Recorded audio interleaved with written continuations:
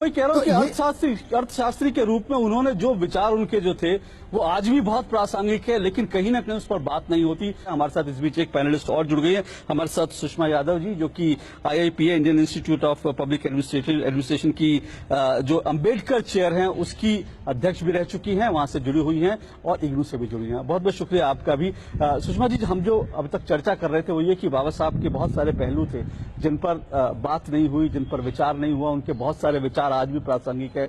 अभी चंद्रभान जी ने और अरोड़ा जी ने बताया कि कैसे उनके जो अर्थशास्त्र से जुड़े विचार थे, अर्थशास्त्री के रूप में उन्होंने जो कुछ सोच दी वो आज भी प्रासंगिक है। क्यों फिर इन पर बात नहीं होती, क्यों इस पर काम नहीं होता, क्यों इस पर हम लोग विचार नहीं करते? इसके तो बहुत सारे कारण हैं जो पूरे देश और समाज को सोचने चाहिए, लेकिन ये बात बिल्कुल सच है। और मैं सबसे पहले इस बात पर आने से पहले आप सबके सामने ये बात रखना चाहूंगी कि लगभग पिछले 10 वर्षों से मैं बाबा साहेब अम्बेडकर पर बातचीत करती रही हूं और बहुत प्रकार के समूहों से मिली हूं, बहुत प्रकार के उसको बुद्धिजीवी भी कह सकते हैं, प्रबुद्ध वर्ग भी कह सकते हैं, और बिना पढ़े लिखे या कम पढ़े लिखे या एक्टिविस्ट भी कह सकते हैं।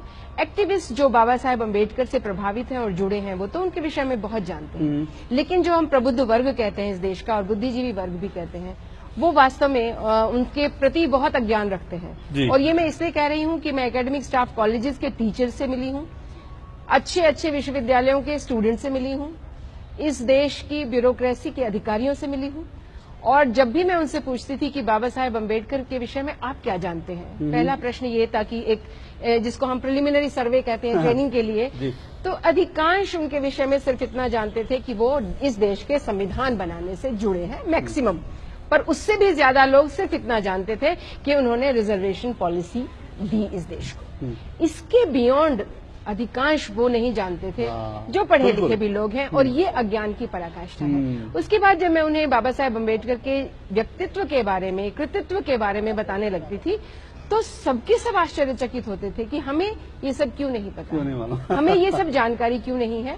क्योंकि उन्होंने जो इकोनॉमिक्स को उस समय समझा और पढ़ा, जिसकी अभी डॉक्टर अरोड़ा बात कर रहे थे, मैं उसको रिपीट तो नहीं करूंगी, लेकिन वो सच में उस वक्त के लिए अद्भुत और क्रांतिकारी था। लेकिन उन्होंने, और अभी भी जैसे आते समय मैं इस पर पुनर्विचार कर रही थी और देखने का प्रयास कर रही थी, तो उन्होंने कहा इस देश की समस्याओं का हल सबसे पहले हमें यदि आर्थिक व्यवस्था में ढूंढना है तो कृषि, उद्योग और बीमा का राष्ट्रीयकरण करना चाहिए। आज तक 67 वर्ष के बाद भी ये देश इस दिशा में नहीं सोच सका।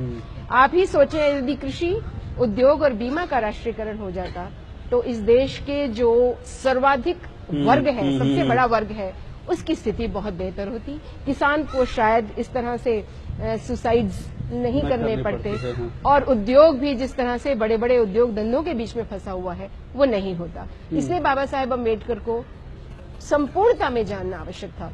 आर्थिक विचार तो हम नहीं समझे, हम उनके राजनीतिक विचार भी पूरी तरह नहीं समझे। हम रिजर्वेशन की बात तो करते हैं, उस नीति की बात करते हैं, लेकिन उसके पीछे जिस सामाजिक नैतिकता की बात उन्होंने की थी, जिस संवैधानिक नैतिकता की बात कोई नहीं करता। वो समझते ही नहीं है कि जिस व्यक्ति ने इस देश के वंचितों के लिए बात की वो नैतिकता की बात करते होंगे। उन्होंने नैतिकता की बात की, उन्होंने संस्कृत और संस्कृति के बीच के संबंध की बात की, उन्होंने राष्ट्र को मजबूत बनाने वाली नीतियों की बात की, और ये कहा कि जब तक जातिवाद इस देश में रहेगा ये देश एक महान राष्ट्र बन ही नहीं सकता। और यदि सशक्त राष्ट्र बनना चाहता है, बड़ा राष्ट्र बनना चाहता है, तो उसके लिए जातिवाद को समाप्त करना जरूरी है। जातिवाद और मजबूत हो गया नहीं, मैं यहाँ भी थोड़ा सा नहीं, मैं यहाँ भी थोड़ा सा अलग ओपिनियन रखती हूँ। ये हम सबका भ्रम है कि जातिवाद मजबूत हो रहा है, वास्तव में जो छिपा हुआ था वो सामने आ रहा है। ये बात ठीक है। और इसके बाद हम जरूर ऐसे समाज के विषय में सपना देख सकते हैं जो जातिवाद से ऊपर होगा। मैं इस पर जरूर बात करूं, क्योंकि जो बाबा साहब का सपना था ये, लेकिन उससे पहले क्योंकि आपने किसानों की बात करी, चंद्रभान जी, अब आज के संदर्भ में जब हम बात करते हैं, अब आज भी हम देख रहे हैं कि जो अचानक जो बारिश हुई, मौसम में परिवर्तन हुआ, किसानों की जो दुर्दशा है, डॉक्टर भीमराव अम्बेडकर ने किसानों की और गांव की समस्याओं का हल औद्योगिकरण के रूप में उस वक्त देखा था 20 के दशक में। वो कहते थे कि यूरोप और पूरा अमेरिका जो है वो औद्योगिकरण की ओर जा रहा है और हम लोग जो है औद्योगिकरण की तरफ उस तेजी से नहीं जा रहे। तो वो अभी भी आपको लगता है कि वो सब जो सोच थी उनकी, वो कितनी आज भी प्रासंगिक दिखती है आपको? विचार के रूप में 21st सेंचुरी में पैदा हुए थे। हाँ, विचार के रूप में बहुत सही। हाँ, उन्होंने 1952 के चुनाव के लिए जो मैनिफेस्टो लिखा था उसमें दो बड़ी समस्याओं को उन्होंने आइडेंटिफाई किया था। उन्होंने कहा यह देश कभी भी आगे नहीं जा सकता जब तक पॉपुलेशन पर कंट्रोल नहीं हम करेंगे। जी जी। यह 1952 में वो कह रहे थे।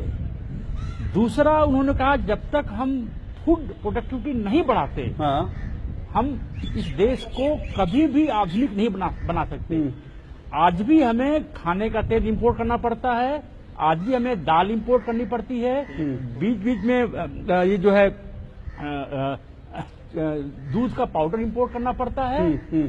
उन्होंने कहा कि ये कृषि में अगर एडवांसमेंट होना है जी जी, तो कृषि को इंडस्ट्रियल पैटर्न पर ऑर्गेनाइज किया जाए। हाँ। और उन्होंने पहला जो मैनिफेस्टो में प्रॉमिस किया जी कि हम कृषि को मैकेनाइज करेंगे जी, और बड़े बड़े फार्म पर खेती होगी, हाइब्रिड सीड का इस्तेमाल करेंगे और फर्टिलाइजर का हम इस्तेमाल करेंगे।